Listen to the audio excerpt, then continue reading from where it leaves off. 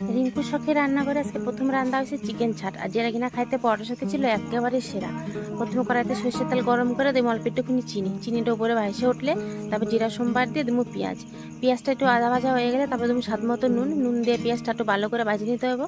পেঁয়াজটা ভাজা হয়ে গেলে দেবো বাটি রাখা মশলা, যার মধ্যে আছে শুকনো লঙ্কা, আদা, জিরা, রসুন আর গোটা গরম মশলা, সাথে একটা টমেটো।